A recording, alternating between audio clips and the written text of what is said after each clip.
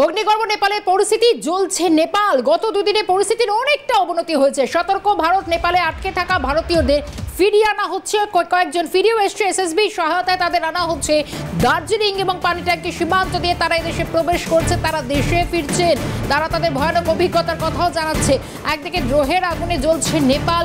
SSB অর্থাৎ সশস্ত্র সীমা বল, তাদের সঙ্গে ক্রমশ বৈঠক হয়েছে। সীমান্তের পরিস্থিতির দিকে কড়া নজর রাখতে বলেছেন বাংলার মুখ্যমন্ত্রী মমতা বন্দ্যোপাধ্যায়। দার্জিলিং এর পানিট্যাঙ্কি সীমান্ত দিয়ে প্রবেশ বলে জানা যাচ্ছে। চলছে নেপাল, সতর্ক ভারত। আমি যাব এই মুহূর্তে, আমাদের সঙ্গে সরাসরি রয়েছেন আমাদের প্রতিনিধি পিকাই ঘোষ। পিকাই, খুব গুরুত্বপূর্ণ, তুমি সীমান্ত একেবারে যে সীমান্ত লাইন সেখানে রয়েছো। এখানে মূলত বহু ভারতীয় যারা নেপালের এই পরিস্থিতির জেরে যারা দেশে ফিরছেন একে একে, মূলত সীমান্তের সুরক্ষা কতটা নজরে আসছে, কি কি ছবি উঠে আসছে?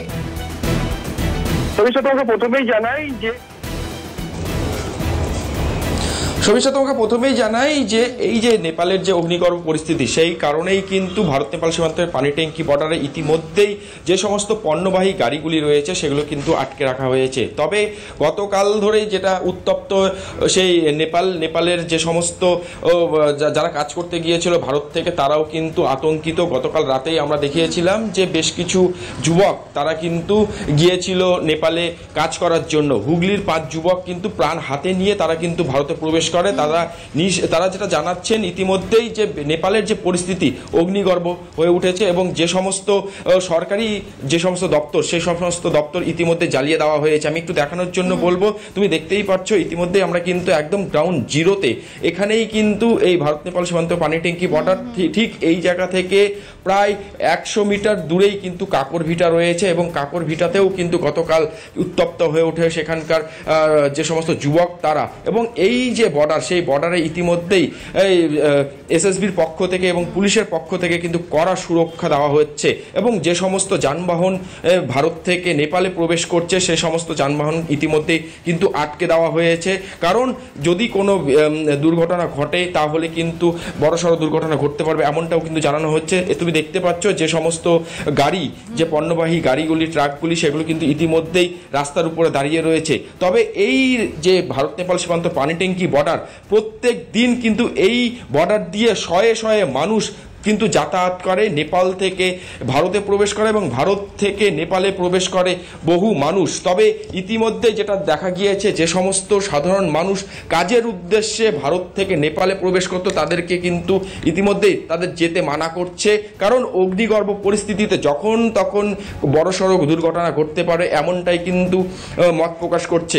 ইতিমধ্যে যে সমস্ত এসএসবি জওয়ানেরা রয়েছে তারা কিন্তু এই যে এলাকায় টহলদারি দিচ্ছে, শান্তি শৃঙ্খলা যেন কোনো রকমভাবে বিঘ্নিত না হয়, সেই কারণেই কিন্তু এই টহলদারি। এবং পুলিশের পক্ষ থেকেও কিন্তু কড়া নিরাপত্তা ব্যবস্থা রাখা হয়েছে। গতকাল মুখ্যমন্ত্রী মমতা বন্দ্যোপাধ্যায় উত্তরবঙ্গ সফরে আসেন এবং সেখান থেকেই দেখা গিয়েছে যে মুখ্যমন্ত্রীর নির্দেশেই ডিআইজি এসপি ঘটনাস্থল পরিদর্শন করেন এবং এখানে কিন্তু এসএসবির জওয়ান যারা রয়েছে তারা কিন্তু তাদের সঙ্গে বৈঠক করেন এবং এই পরিস্থিতি নজর দেওয়ার জন্য কিন্তু বিভিন্ন রকমভাবে রাজ্য সরকার এবং কেন্দ্র সরকার পক্ষ থেকে যথাযথ ব্যবস্থা নেওয়া হয়েছে।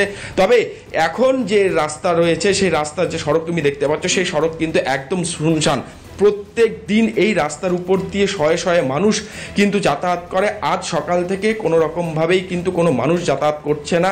যে সমস্ত দেখো ইতিমধ্যে সম্ভবত একটা অ্যাম্বুলেন্স হয়তো সম্ভবত আসছে, তবে আমরা দেখানোর চেষ্টা করব সেই অ্যাম্বুলেন্সে কি রয়েছে এবং সম্ভবত একজন পেশেন্টকে কিন্তু নিয়ে যাওয়া হচ্ছে, এমনটাই কিন্তু মনে করা হচ্ছে। তবে এসএসবির জওয়ান যারা রয়েছে তারা কিন্তু ইতিমধ্যে অ্যাম্বুলেন্সকে দাঁড় করানো হয়েছে এবং দাঁড় করানোর পর সম্পূর্ণভাবে তাদের কাছে জিজ্ঞাসাবাদ করা হচ্ছে যে কি কারণে তারা নেপাল থেকে ভারতে প্রবেশ করছেন। এসএসবি জওয়ানেরা রীতিমতো কিন্তু এখানে যারা রয়েছে তারা কিন্তু কঠোরভাবে সেই সমস্ত বিষয়গুলি দেখছে। তবে একটি গাড়ি, ঠিক আমাদের যে ধারণা ছিল যে একটি অ্যাম্বুলেন্স কিন্তু ইতিমধ্যে দেখতে পাচ্ছ যে নেপাল থেকে কিন্তু একটি অ্যাম্বুলেন্স ভারতে প্রবেশ করছে, হয়তো চিকিৎসার জন্য কোনো পেশেন্টকে নিয়ে যাওয়া হচ্ছে, এমনটাই কিন্তু অনুমান করা হচ্ছে। এসএসবির যে সমস্ত জওয়ান যারা রয়েছে তারা ইতিমধ্যেই কিন্তু সেই অ্যাম্বুলেন্সকে আটক করে তল্লাশি করছে এবং জিজ্ঞাসাবাদ করা হচ্ছে কি কারণে তারা ভারতে প্রবেশ করছে, এমনটাও কিন্তু দেখা যাচ্ছে। শর্মিষ্ঠা, তুমি সরাসরি সেই ছবি দেখতে পাচ্ছ যে সেই অ্যাম্বুলেন্সকে কিন্তু তল্লাশি করা হচ্ছে এবং অ্যাম্বুলেন্সের ভিতর সম্ভবত পেশেন্ট রয়েছে, রুগী রয়েছে, সেই রুগীকেই কিন্তু ভারতে চিকিৎসার জন্য নিয়ে যাওয়া হচ্ছে এমনটাই কিন্তু অনুমান করা হচ্ছে।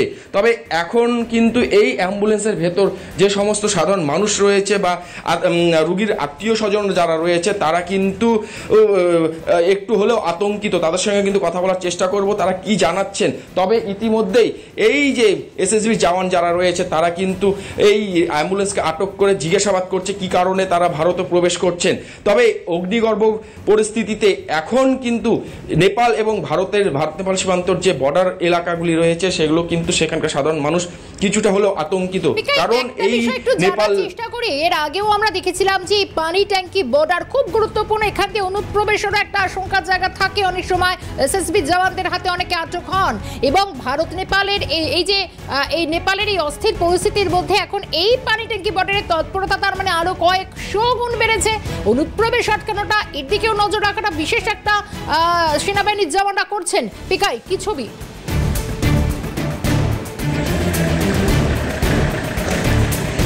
দেখো, আমি প্রথমে একটু দেখানোর চেষ্টা করবো যে এই যে দেখতে পাচ্ছ যে অ্যাম্বুলেন্সে যারা যাচ্ছেন তাদের সঙ্গে একটু কথা বলার চেষ্টা করব। কি বলছেন दीदी? कहाँ जा रहे हैं आप लोग? सिलगढ़ी। किस लिए जा रहे हैं?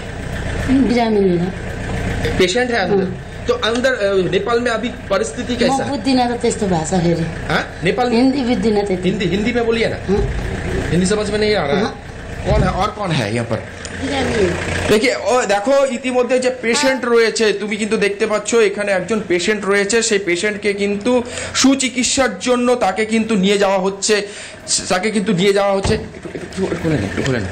একটু সুচিকিৎসার জন্য কিন্তু তাকে নিয়ে যাওয়া হচ্ছে শিলিগুড়িতে, এমনটাই কিন্তু অনুমান করা হচ্ছে।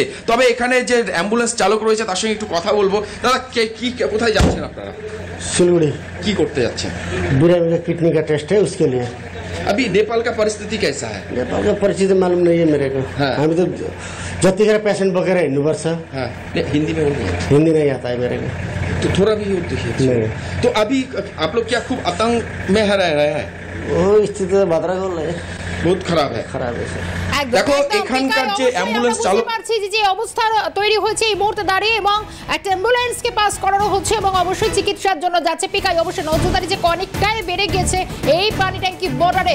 ধন্যবাদ পিকাই। তবে পানি ট্যাঙ্কি বর্ডারের অবশ্যই আমরা প্রতি মুহূর্তের আপডেট নিতে থাকবো। খুব গুরুত্বপূর্ণ একটা ভারত নেপাল সীমান্ত, নজর বেড়েছে, তৎপরতা বেড়েছে এসএসবি জওয়ানের।